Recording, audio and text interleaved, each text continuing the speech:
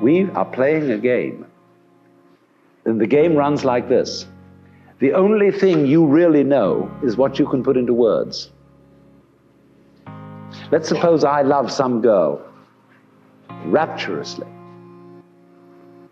And somebody says to me, would you really love her? Well, how am I going to prove this? Well, say, write poetry. Tell us all how much you love her, then we'll believe you. So if I'm an artist and I can put this into words and convince everybody that I've written the most ecstatic love letters ever written, they say, all right, okay, we'll admit it, you really do love her. But supposing you're not very articulate, are we going to tell you you don't love her? Surely not. You don't have to be Heloise and Abelard to be in love.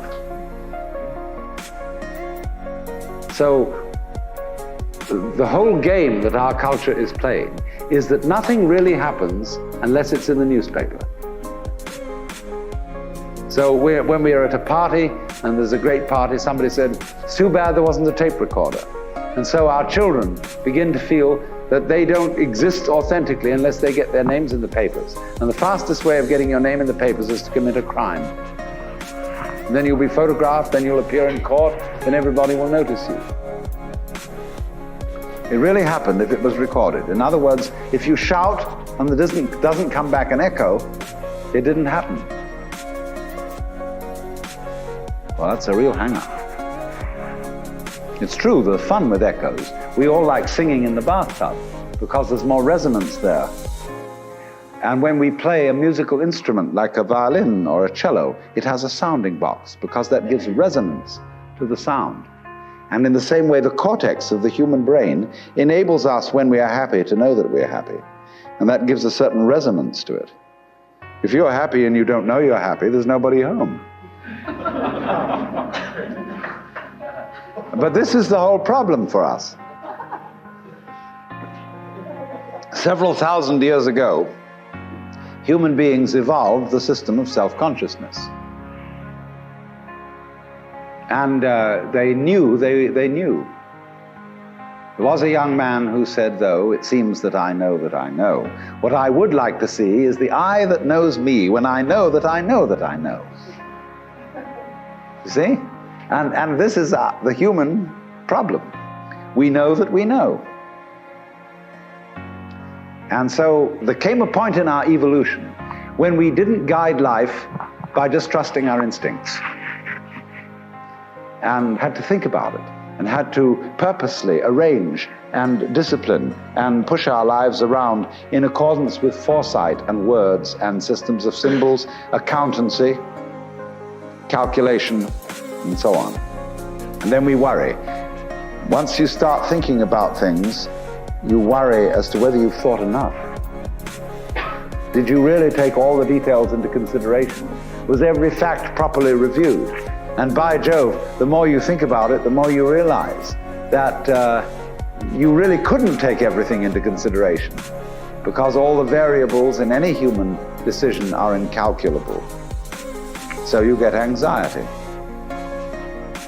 And this, though, also, this is the price you pay for knowing that you know, for being able to think about thinking, to feel about feeling. And so you're in this funny position. Now then, do you see that this is simultaneously an advantage and a terrible disadvantage?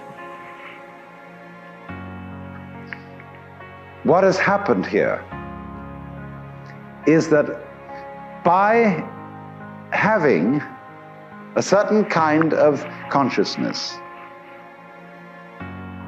a certain kind of reflexive consciousness, being aware of being aware, being able to represent what goes on fundamentally in terms of a system of symbols, such as words, such as numbers. You put, as it were, two lives together at once, one representing the other.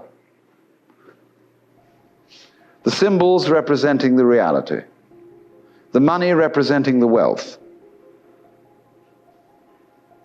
And if you don't realize that the symbol is really secondary. It doesn't have the same value. You know, people go to the supermarket and they get a whole cartload of goodies and they drive it through, and then the clerk fixes up the counter and this long tape comes out. And you say, $30, please.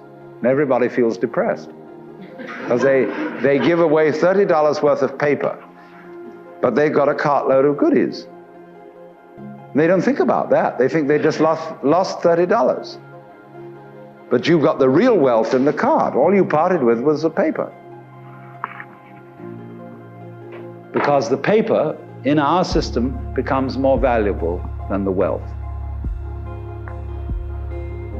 It represents power, potentiality, whereas the wealth, you think, oh, well, that's just necessary. You've got to eat. I mean, that's to be really mixed up. So then, if you awaken from this illusion, and you understand that black implies white, self implies other, life implies death, or shall I say, death implies life,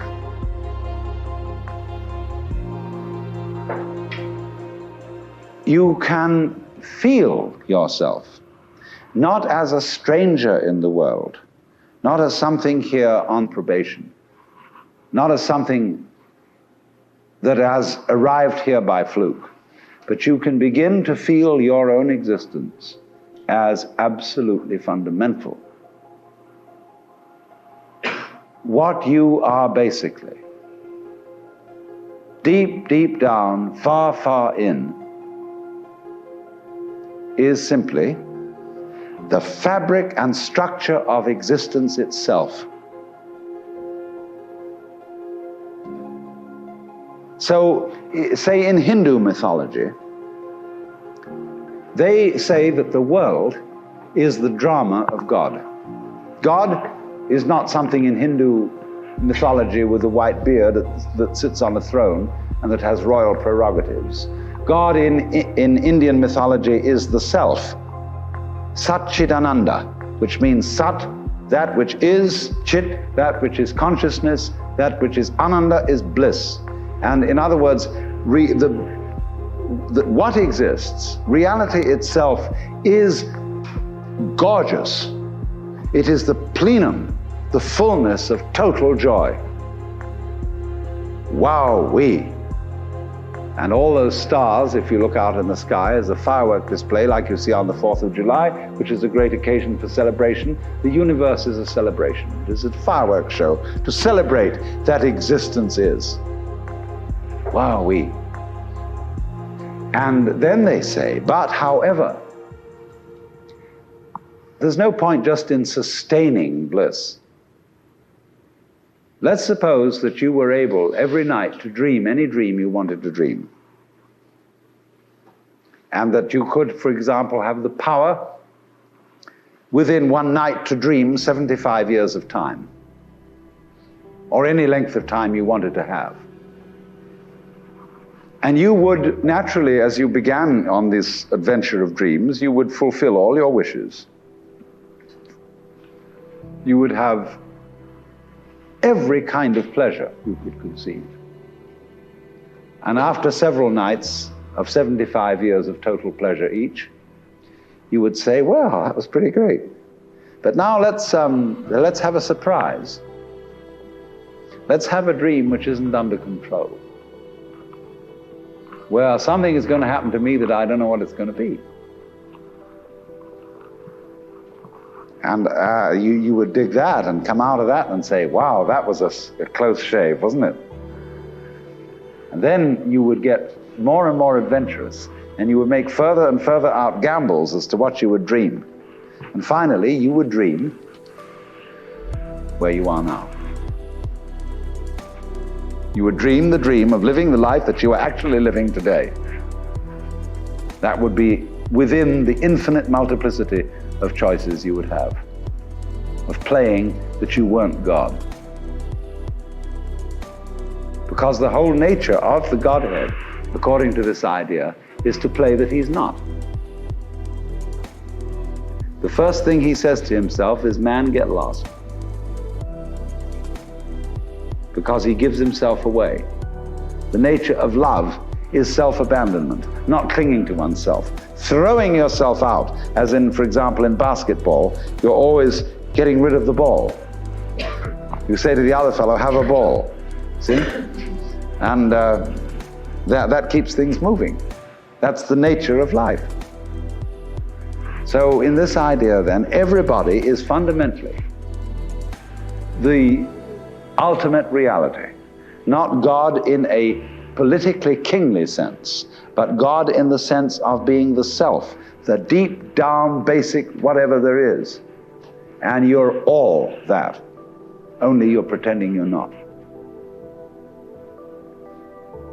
And it's perfectly okay to pretend you're not, to be absolutely convinced, because this is the whole notion of drama. When you come into the theater, there is a proscenium arch and a stage, and down there is the audience.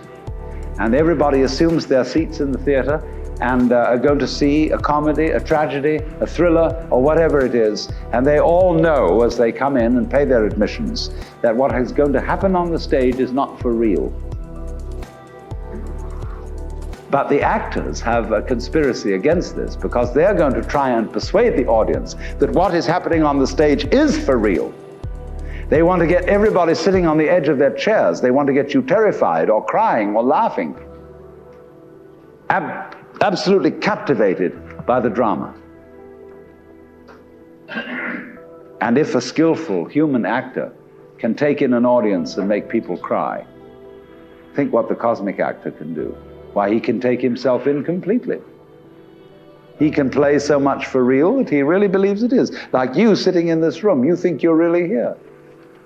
Why, you've persuaded yourself that way. You've acted it so damn well that you know this is the real world.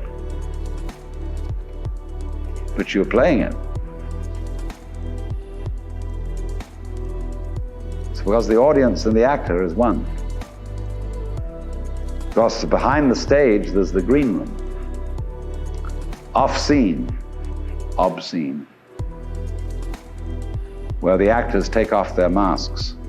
You know that the word person means mask? The persona, which is the mask worn by actors in Greco-Roman drama, because it has a megaphone-type mouth which throws the sound out in an open-air theater. So per, through, sona, what the sound comes through, that's the mask. How to be a real person. How to be a genuine fake. A mask. So the dramatis personae at the beginning of a play is the list of masks that the actors will wear. And so in the course of forgetting that this life is a drama, the word for the role, the word for the mask has come to mean who you are genuinely, the person, the proper person.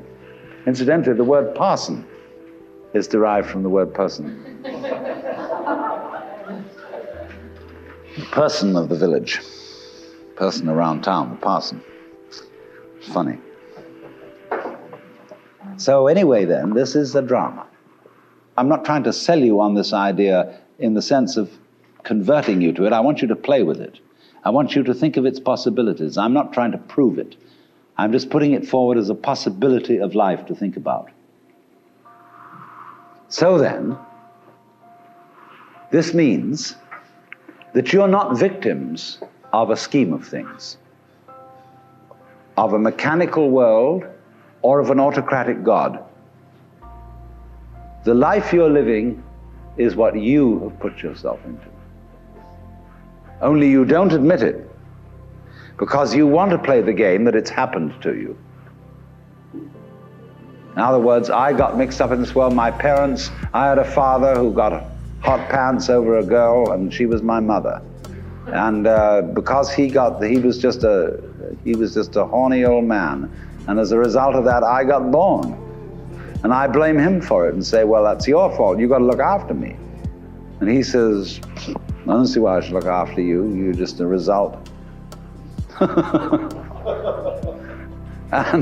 But let's suppose we admit that I really wanted to get born, and that I was the ugly gleam in my father's eye when he approached my mother. That was me. I was desire. And I deliberately got involved in this thing. Look at it that way instead. And that even if I got myself into an awful mess, and I got born with syphilis and the Great Siberian Itch and tuberculosis and in a Nazi concentration camp, nevertheless, this was a game which was a very far-out play. It was a kind of cosmic masochism. But I did it. Isn't that an optimal game rule for life? Because if you play life on the supposition that you're a helpless little puppet that got involved, or if you play it on the supposition that it's a frightful, serious risk and that we really ought to do something about it and so on, it's a drag. There's no point in going on living unless we make the assumption that the situation of life is optimal. That really and truly we are all in a state of total bliss and delight. But we are going to pretend we aren't just for kicks. You play non-bliss in order to be able to experience bliss. And you can go as far out as non-bliss as you want to go.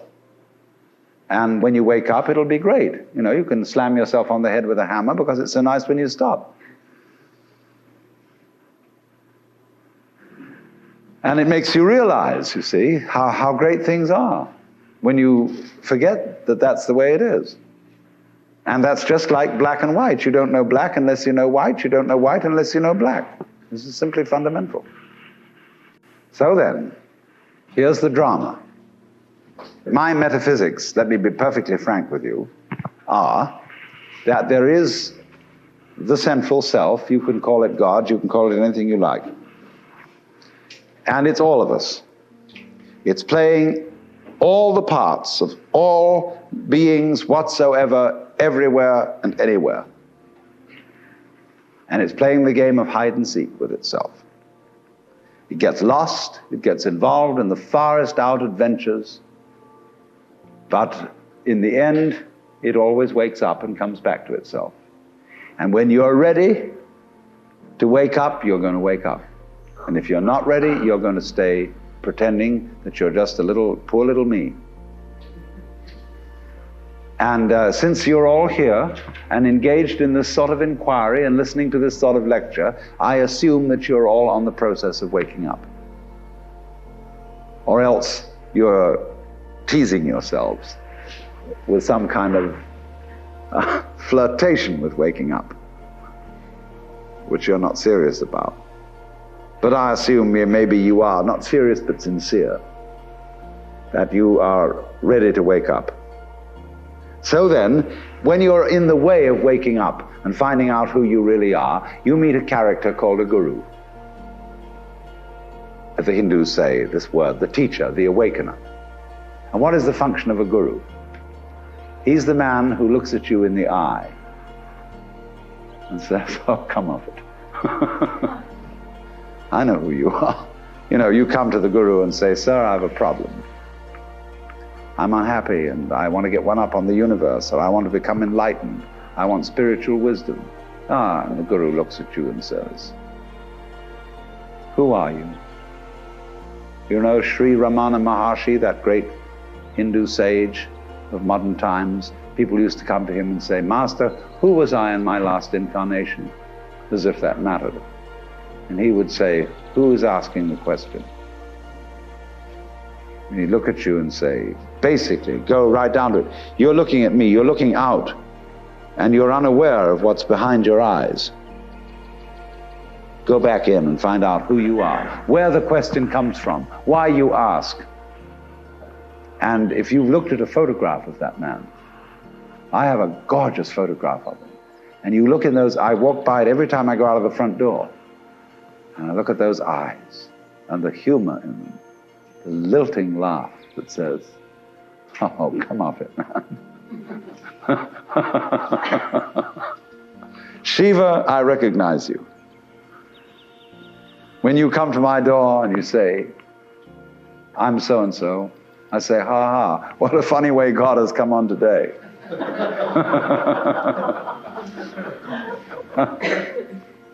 There are all sorts of tricks, of course, that gurus play.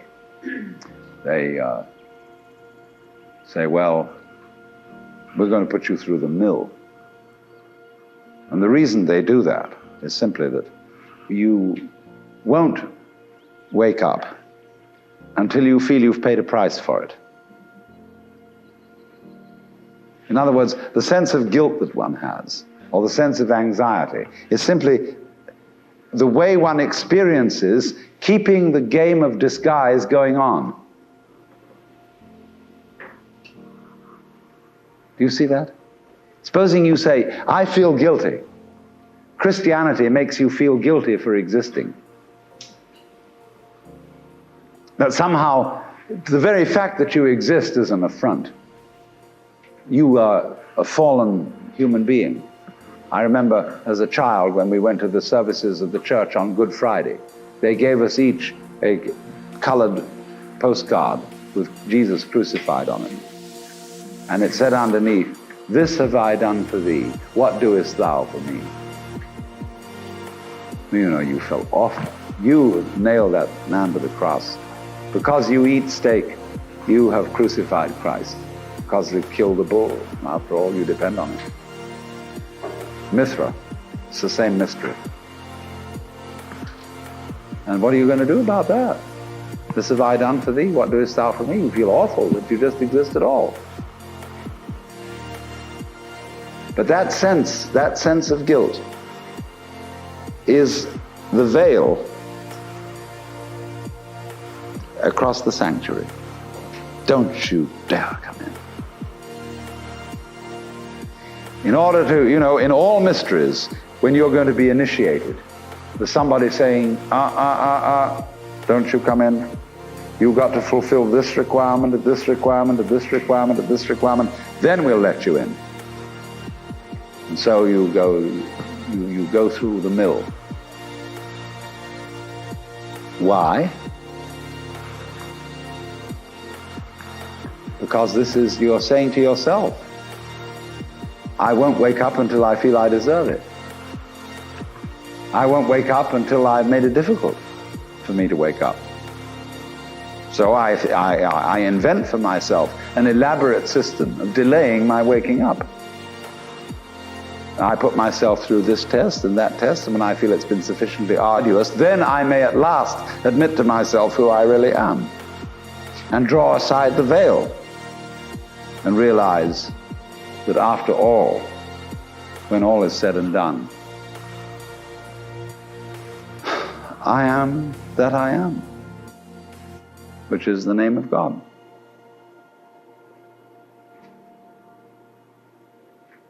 And when it comes to it, that's really rather funny. They say in Zen, when you attain Satori, nothing is left to you at that moment but to have a good laugh. But naturally, all masters, Zen masters, yoga masters, every kind of master, puts up a barrier and says to you,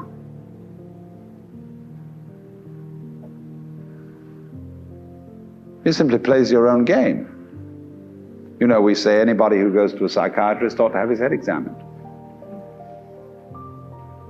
Because you, when you go to a psychiatrist, you define yourself as somebody who ought to have his head examined. Same way, the Zen masters say anybody who studies Zen or comes to a Zen master ought to be given 30 blows with a stick. Because he was stupid enough to pose the question that he had a problem. But you're the problem. You put yourself in this situation. So it's a question fundamentally. Do you define yourself as a victim of the world or as the world? You can define yourself. You see, if you identify you with what you call the voluntary system of the nerves, and say, only that's me, and that's really a rather limited amount of my total performance, what I do voluntarily, then you've defined yourself as the victim in the game. And so you are able to feel that life was a trap. Something else, whether it was God or whether it was fate or whether it was the big mechanism, the system, imposed this on you. And you can say, poor little me. But you can equally well, and with just as much justification, define yourself not only as what you do voluntarily, but also what you do involuntarily. That's you too. Do you beat your heart or don't you? Or does it just happen to you? And if you define yourself as the works, then nobody's imposing on you. You're not a victim. You're doing it. Of course, you can't explain how you do it in words because words are too clumsy. And it takes too long to say. You get bored with it. But actually, then you can say, with gusto, I am responsible for this life. Whether comedy or tragedy, I did it. And it seems to me that that is a basis for behavior and going on, which is more fundamentally joyous and profitable and great than defining ourselves as miserable victims or sinners or what have you. I was discussing an alternative myth to the ceramic and fully automatic models of the universe. I'll call the dramatic myth. The idea that life as we experience it's a big act, and that behind this big act is the player. And the player, or the self as it's called in Hindu philosophy, the Atman, is you. Only you are playing hide and seek, since that is the essential game that's going on. It's the game of games. It's the basis of all games, hide and seek. And so since you're playing hide and seek, you are deliberately, although you can't admit this, or won't admit it, you are deliberately forgetting who you really are, or what you really are, and the knowledge that your essential self is the foundation of the universe, the ground of being, as Tillich calls it, is something you have as what the Germans call a Hintergedanke. A Hintergedanke is a thought way, way, way in the back of your mind, way back here somewhere. Something that you know deep down, but can't admit. So, in a way then, in order to bring this to the front, in order to know that that is the case, you have to be kidded out of your game. You see, the problem is this. We identify in our experience a differentiation between what we do and what happens to us. We have a certain number of actions that we define as voluntary, and we feel in control of those. And then over against that, there is all those things that are involuntary. But the dividing line between these two is very arbitrary.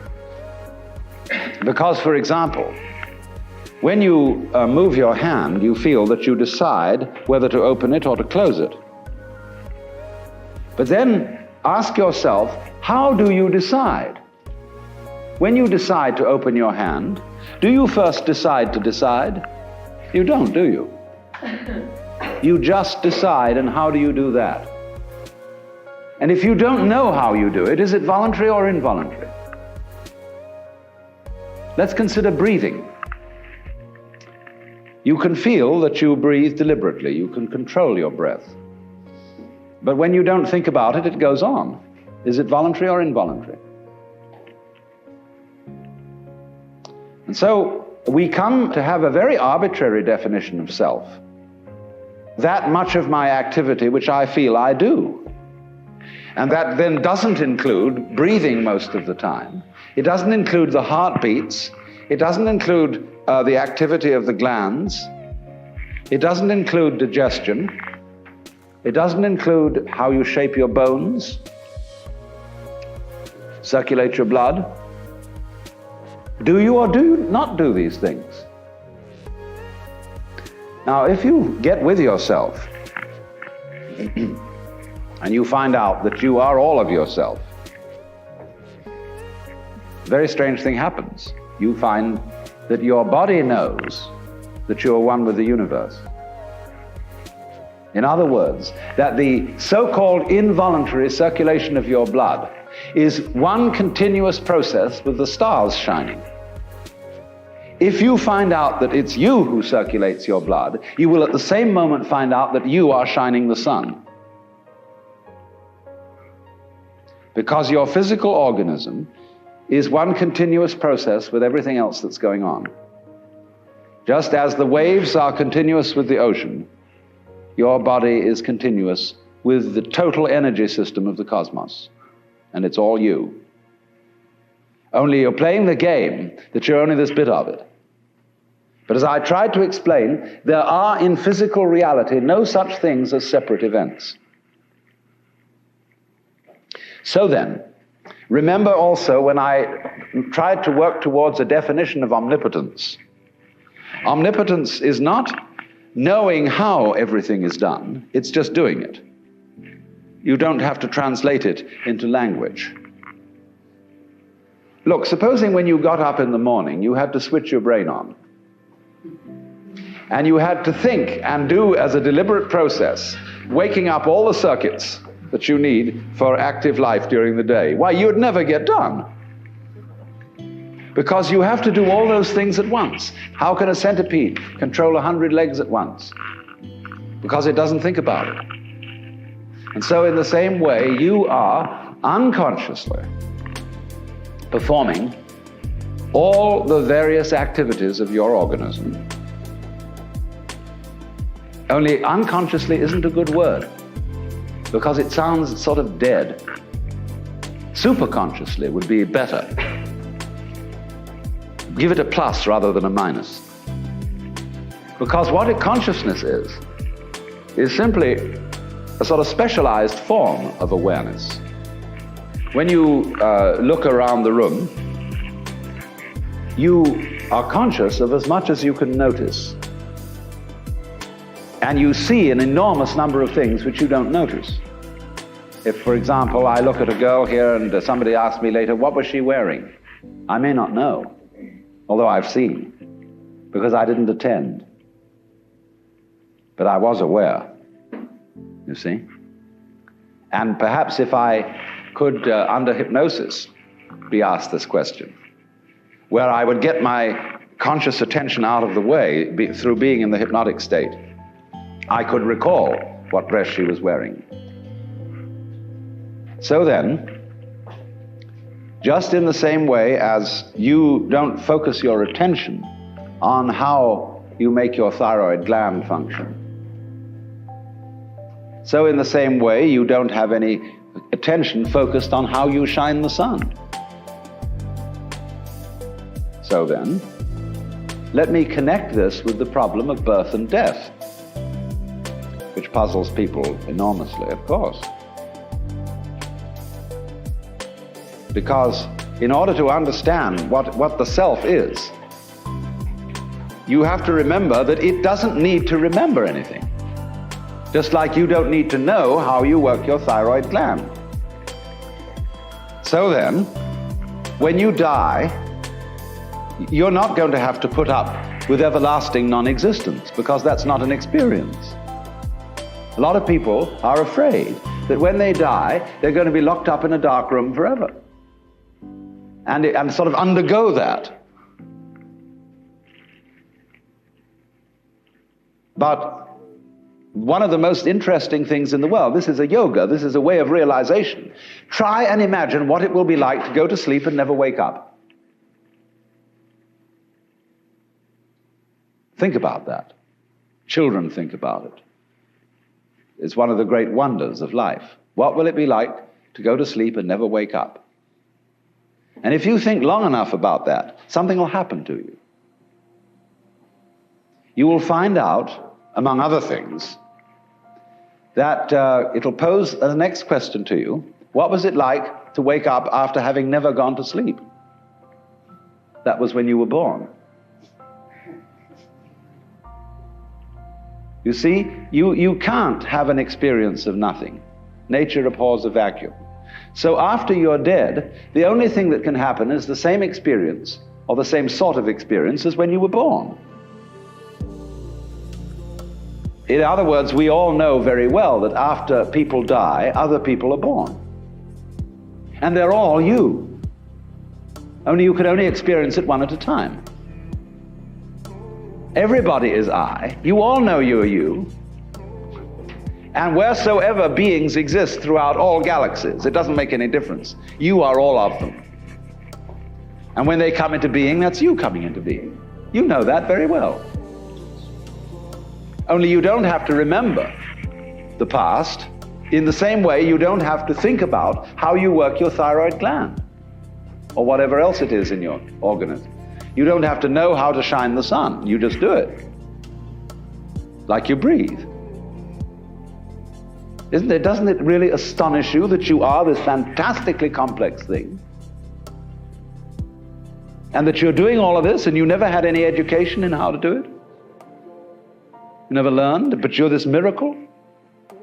Well, the point is that from a strictly physical, scientific standpoint, this organism is a continuous energy with everything else that's going on. And if I am my foot, I am the sun. Only we've got this little partial view. We've got the idea that, no, I'm just something in this body. The ego. That's a joke. The ego is nothing other than the focus of conscious attention. It's like a radar on a ship. The radar on a ship is a troubleshooter. Is there anything in the way? And conscious attention is a designed function of the brain to scan the environment, like a radar does, and note for any trouble-making changes. But if you identify yourself with your troubleshooter, then naturally you define yourself as being in a perpetual state of anxiety.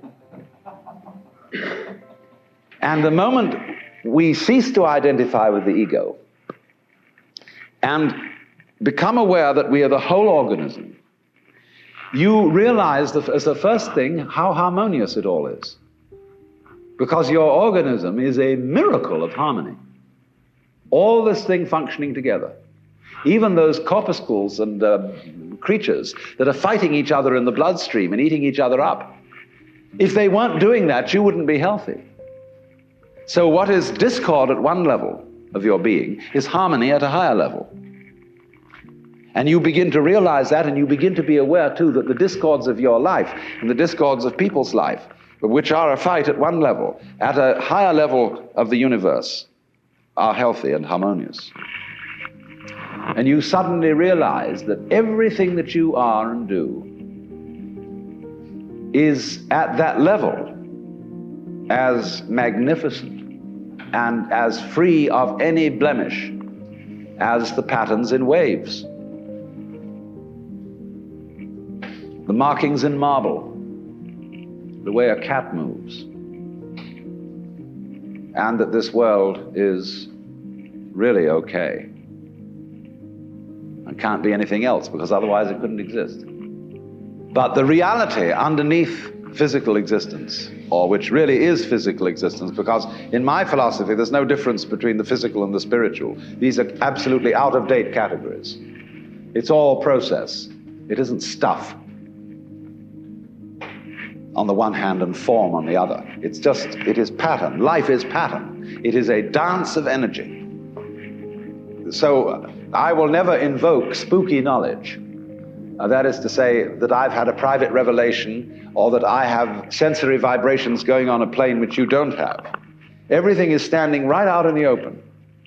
It's just a question of how you look at it. So you do discover, when you realize this, the most extraordinary thing to me that I never cease to be flabbergasted at whenever it happens to me. Some people will use a symbolism of the relationship of God to the universe, wherein God is, say, brilliant light, only somehow veiled, hiding underneath all these forms that you see as you look around you. So far, so good. But the truth is funnier than that. It is that you are looking right at the brilliant light now, that the experience you are having, which you call ordinary everyday consciousness, pretending you're not it, that experience is exactly the same thing as it. There's no difference at all. And when you find that out, you laugh yourself silly. That's the great discovery. In other words, when you really start to see things, and you look at an old paper cup, and you go into the nature of what it is to see, what vision is, or what smell is, or what touch is, you realize that that vision of the paper cup is the brilliant light of the cosmos. Nothing could be brighter. 10,000 suns couldn't be brighter. Only they are hidden in the sense that all the points of the infinite light are so tiny when you see them in the cup. They don't blow your eyes out. But it is actually, see, the source of all light is in the eye. If there were no eyes in this world, the sun would not be light. You evoke light out of the universe. In the same way, you, by virtue of having a soft skin, evoke hardness out of wood. Wood is only hard in relation to a soft skin. It's your eardrum that evokes noise out of the air.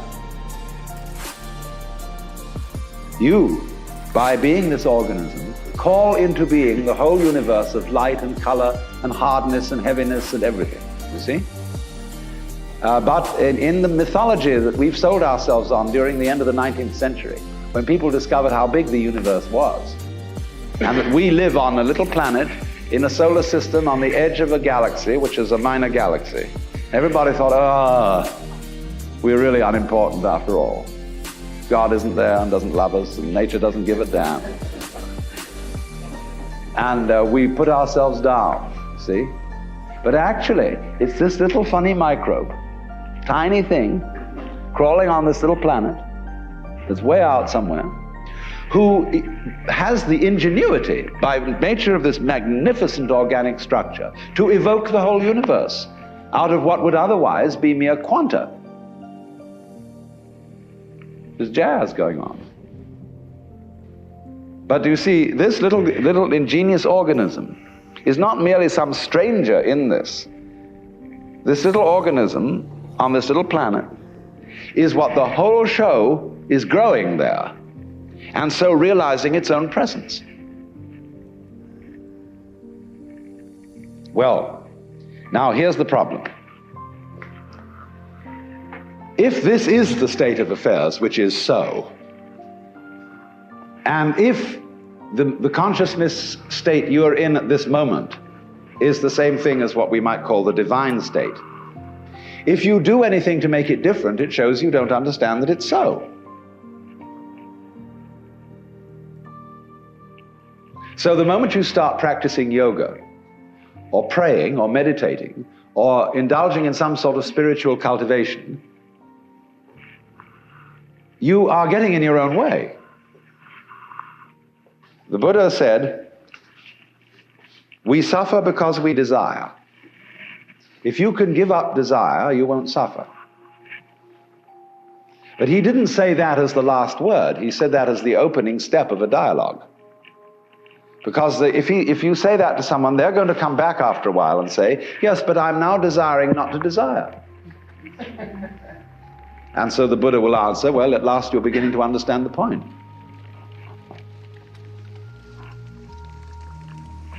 Because you can't give up desire, why would you try to do that? It's already desire.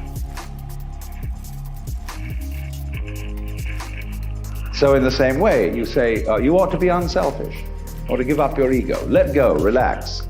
Why do you want to do that? Just because it's another way of beating the game, isn't it? The moment you see you hypothesize that you are different from the universe, you want to get one up on it. But if you try to get one up on the universe, and you're in competition with it, it means you don't understand you are it.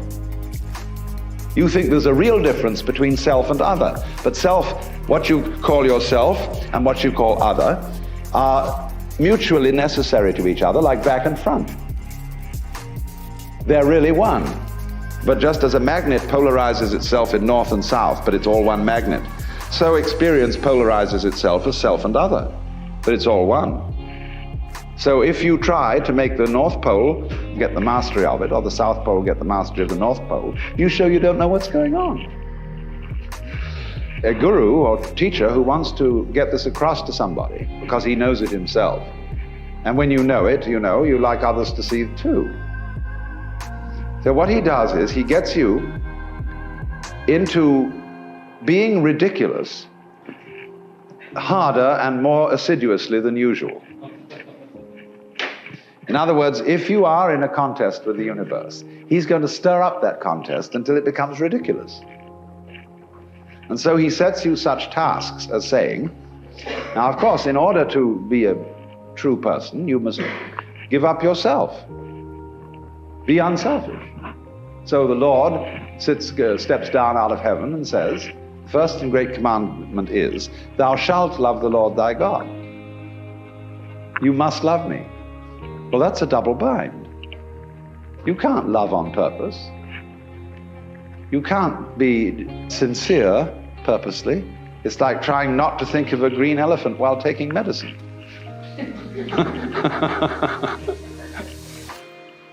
But if a person really tries to do it, so, you know, this is where Christianity is rigged. You should be very sorry for your sins. And though everybody knows they're not, but they think they ought to be, and so they go around trying to be penitent or trying to be humble. And they know the more assiduously they practice it, the phonier and phonier the whole thing gets.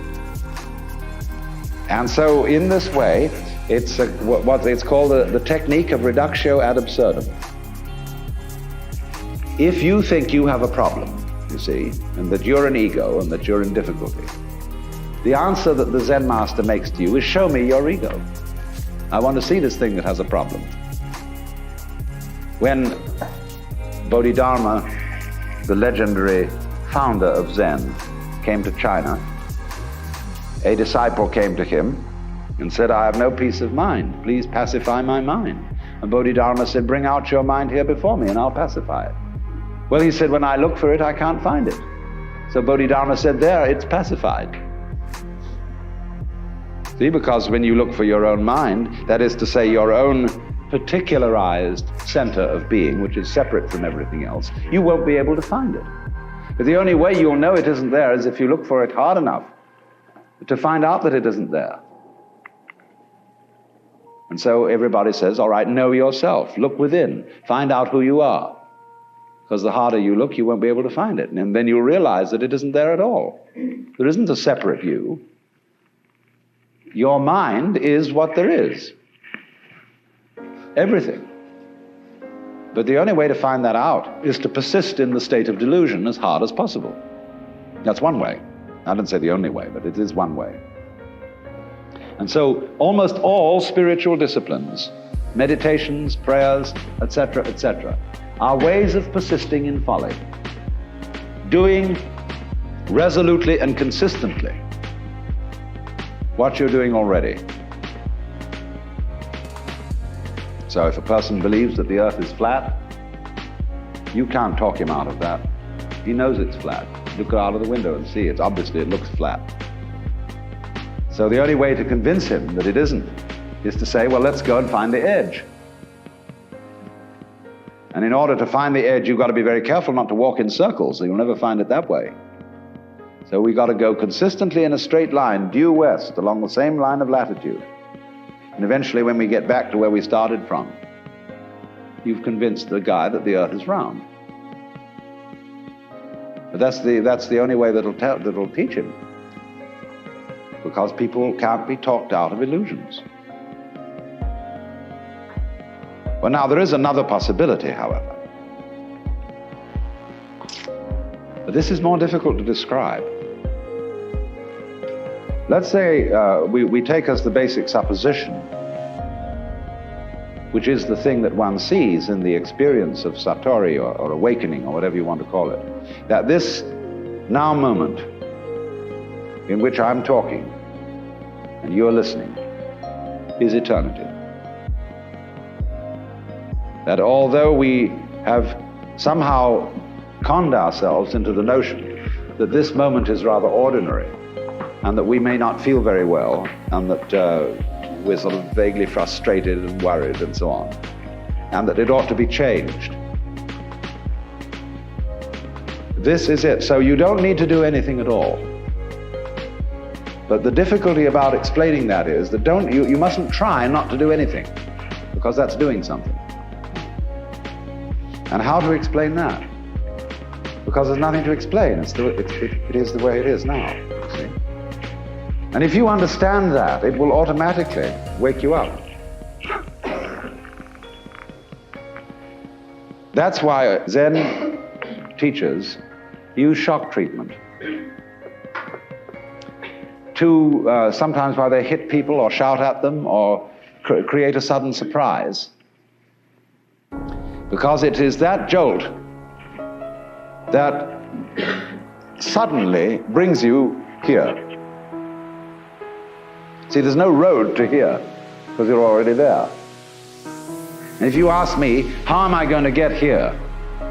It'll be like the famous story of the American tourist in England who asked some yokel the way to Upper Tuddenham, little village. And the yokel scratched his head and he said, "Well, sir, I do know where it is, but if I were you, I wouldn't start from here."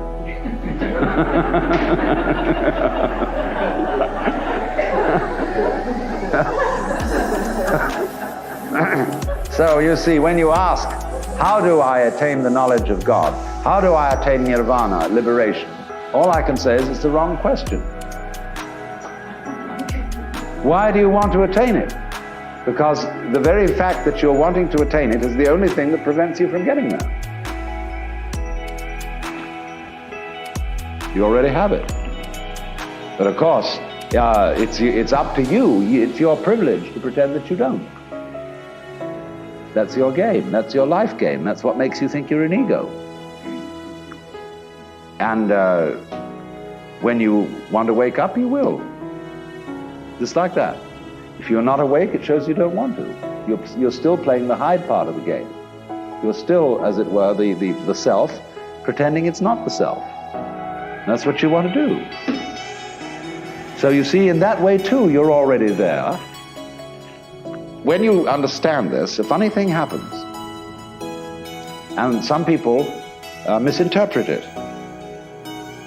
You will discover as this happens that the distinction between voluntary and involuntary behavior disappears. You will realize that what you describe as things under your own will feel exactly the same as things going on outside you. You watch other people moving and you know you're doing that. Just like you're breathing or circulating your blood. If you don't understand what's going on, you're liable to get crazy at this point and to feel that you are God in the Jehovah sense. Say that you actually have power over other people so that you could alter what they're doing, and that you are omnipotent in a very crude, literal kind of Bible sense, you see? And a lot of people feel that and they go crazy. They have to put them away. They think they're Jesus Christ and that everybody ought to fall down and worship. That's only they got their wires crossed. They haven't been able to, this experience happened to them, but they don't know how to interpret it. So be careful of that. Jung calls it inflation. People who get the holy man syndrome, that I suddenly discovered that I'm the Lord and that I'm above good and evil and so on, and that therefore I start giving myself airs and graces. But the point is, everybody else is too.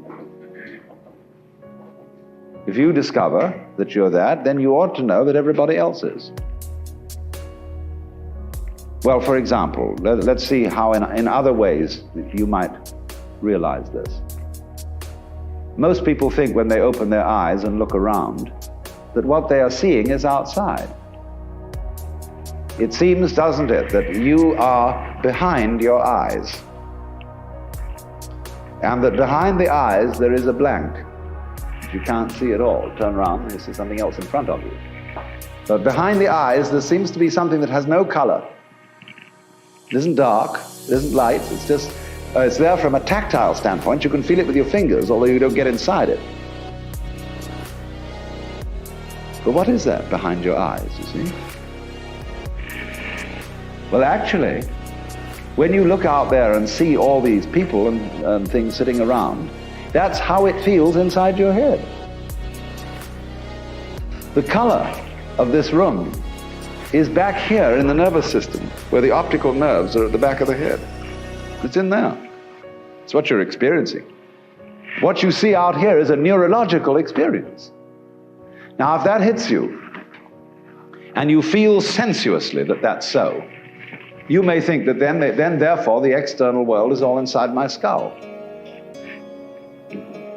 But you've got to correct that with the thought that your skull is also in the external world. So you suddenly begin to feel, well, wow, what a kind of a situation is this? It's inside me, and I'm inside it, and it's inside me, and I'm inside it. But that's the way it is. This is what you could call transaction, rather than interaction, between the individual and the world. Just like, for example, in buying and selling, there cannot be an act of buying unless there's simultaneously an act of selling, and vice versa. So the relationship between the organism and the environment is transactional. The environment grows the organism, and in turn the organism creates the environment. The organism turns the sun into light, but it requires there to be an environment containing a sun for there to be an organism at all. And the answer to it is simply, they're all one process. And it isn't that organisms by chance came into this world. Put it rather that this world is the sort of environment which grows organisms. It was that way from the beginning. Just in the same way, the organisms may in time have arrived in the scene or out of the scene later than the beginning of the scene. But from the moment it went bang in the beginning, that's the way it started. Organisms like us sitting here, were involved in it. You see, look here, let's take the propagation of an electric current. I can have an electric current running through a wire that goes all the way around the earth. And here we have our power source, and here we have a switch. All right. Here's the positive pole, here's the negative pole.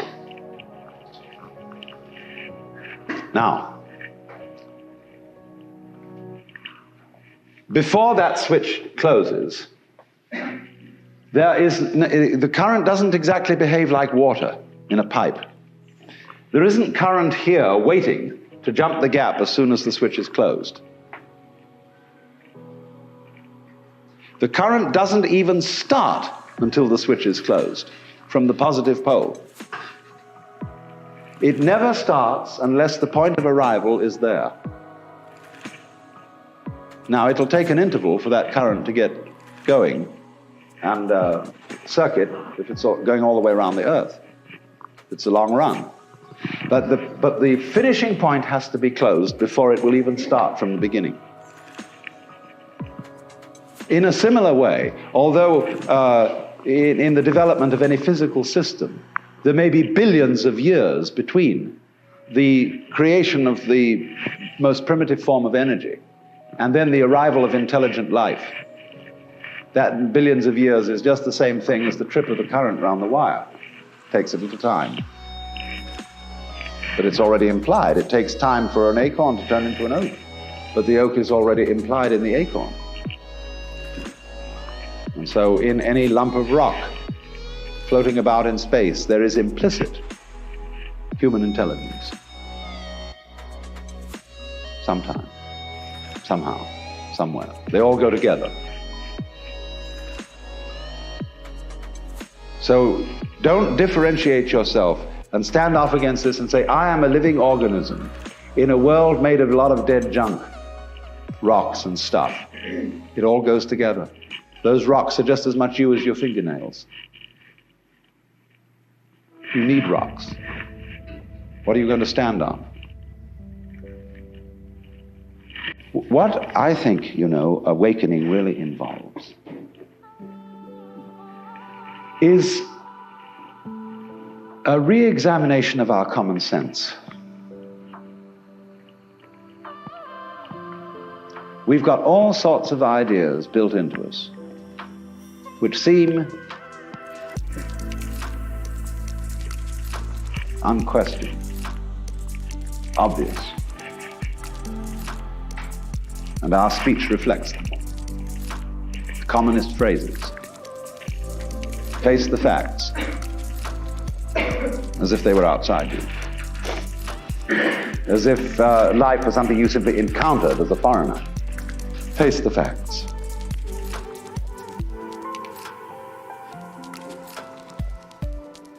Our common sense has been rigged, you see, so that we feel strangers and aliens in this world. And this is terribly plausible, simply because it's what we're used to. That's the only reason. But when you really start questioning this, say, is that the way I have to assume life is? I know everybody does, but does that make it true? It doesn't necessarily. It ain't necessarily so. And so then as you question this basic assumption that underlies our culture, you find you get a new kind of common sense. It becomes absolutely obvious to you that you are continuous with the universe. For example, people used to believe that the people who lived in the Antipodes would fall off. And that was scary. But then when somebody sailed around the world, and we all got used to it, and now we travel around in jet planes and everything, we have no problem about feeling that the Earth is globular. None whatever. We got used to it. So in the same way, Einstein's relativity theories, the curvature of the propagation of light, that began to bother people when Einstein started talking like that. But now we're all used to it. Well, in a few years, it will be a matter of common sense to very many people that they're one with the universe. It'll be so simple. And then maybe, if that happens, we shall be in a position to handle our technology with more sense. With love instead of with hate for our environment.